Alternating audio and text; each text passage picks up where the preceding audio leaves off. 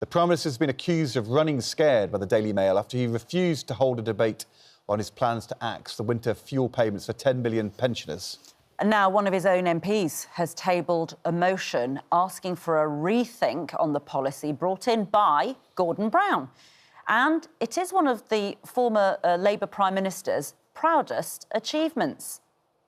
If anyone says that to fight doesn't get you anywhere, that politics can't make a difference, that all parties are the same, then look at what we have achieved together since 1997. The winter fuel allowance. We're joined now by the Defence Secretary John Healey, and we want to talk to you about Ukraine and Israel in a moment. But just on this question of the withdrawal of the winter allowance, Gordon Brown said famously that pensioners would no longer be able to have to choose between heating and eating. We had an email in from Martin. My 88-year-old mother-in-law's pension is £185 a week. She can't get pension credit as her savings is just over the limit. You try living on £800 a month and she will lose that £200 winter allowance. How do you explain to your constituents why lower income pensioners are losing the winter allowance this autumn? Well, as he just explained, this was introduced, the winter fuel allowance, by Labour government, by Gordon Brown. I was with him at the time, which underlines how big and difficult a decision this has been for this as a new government. And we're faced with a financial situation and a deficit in the current budgets this year, which is far worse than not just we, but anyone thought beforehand. And that's why both the Prime Minister and the Chancellor have said, look, we face some really tough decisions. On winter fuel allowance, this was not a decision that we expected or wanted to take, but it's a sign of the measures that we will take to get the public finances under control. But alongside that, and really in the answer to your question and your viewer, the very poorest pensioners, those entitled to pension credit, which it was a Labour government that introduced once before again, 1 in 3 who are entitled to pension credit just don't pick it up. And so that's why this week you've also seen the government launch a big drive to help those pensioners who are entitled to help make sure they get it ahead of the winter. We also had an email from Alan. I get £12,674 after tax per year. That's £74 over the threshold for pension credit. People like me do without rather than getting into debt. So this is somebody living on an income well below average earnings, £12,000 a year, but over the pension credit threshold. And people like him will look and say the Labour government prioritised above inflation pay rises for doctors and for teachers and for train drivers earning £60,000, £70,000 a year, and the people who've been asked to pay, in fact, really the only people so far who've been asked to pay a price by the Labour government to lose money is pensioners on £12,000 a year. I mean, where's the fairness in that? Well, I would say to Alan that across the board, whether it's transport, health, or in our schools, including and particularly the health service, which many pensioners depend on, if we're going to rebuild the strength of our public services for the long term, it's the people who work in this that are most important. And that's why we were, as a new government, prepared to support the pay rises that were recommended. It's a foundation for the years ahead in which we've got to grow the economy, create the wealth in this country and spread it, but also, crucially, the wealth that will allow us to rebuild the strength of our public services after nearly 15 years where everybody has seen the standards deteriorate, the crisis of staffing get worse. And when you run an economy that grows as slowly as this government has over the last 15 years, which is unproductive as they have, you've got to turn that round. It won't happen overnight, but that's why Rachel Reeves has said, and Keir Starmer has said, at the heart of this government is a mission to grow the economy, spread wealth, rebuild public services. You can't do that without the people who work at the heart of those services.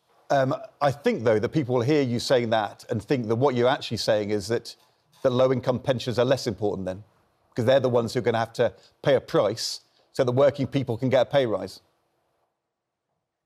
No, because we're committed to the triple lock for pensioners, getting on for 1.5 million pensioners will still get the winter fuel allowance.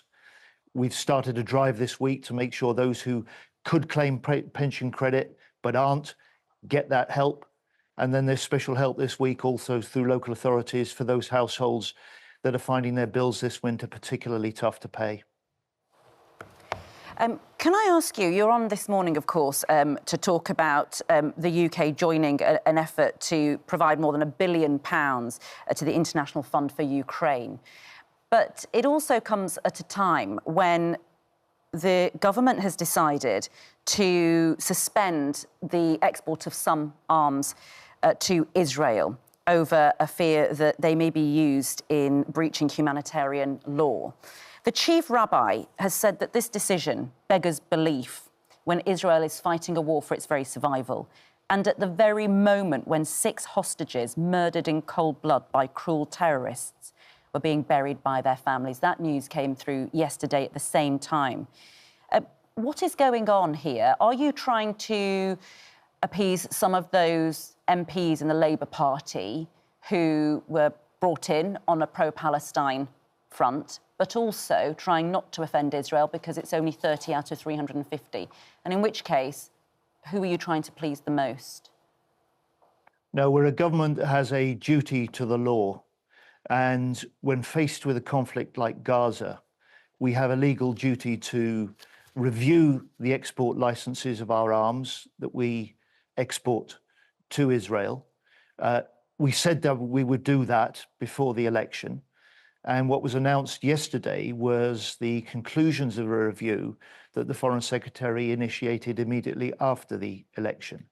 And to anybody who believes that this shakes the UK's support for Israel or means to do Israel harm, let me just say what I said to the Defence Minister in Israel yesterday morning, which is that our determination remains resolute to support Israel's right to self-defence and its defence in the face of attacks from other nations or terrorist groups. But the Chief Rabbi, Minister, says that what you have done feeds the falsehood, in his words, that Israel is in breach of international humanitarian law. You're clearly saying that Israel has broken the law.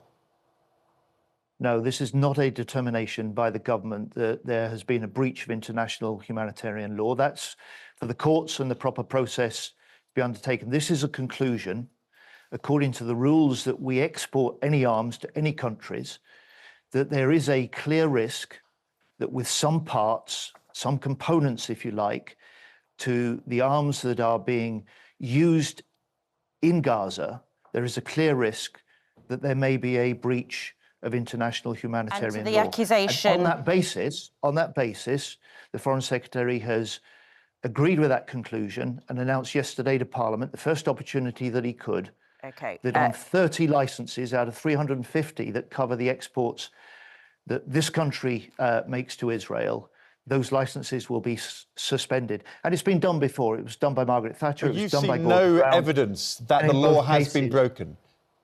And You've seen no evidence that the law has been broken in Gaza. There was a ceasefire. Sorry, would you like to give me the question again? But you're saying that there is no evidence that the law has been broken in Gaza. The process that we follow is not to make a determination about whether or not Israel has breached international law. Our duty and our legal obligation is to make an assessment about whether there is a clear risk that what we supply to Israel could be connected with a serious violation of international humanitarian law. That's the process that we've been obliged to undertake. John Healey, it's part of the process that the last government brought in, but our determination to stand with Israel remains resolute. Indeed. Thank you. Message heard loud and clear. John Healey, Secretary of State for Defence, joining us live on the show there. Thank you.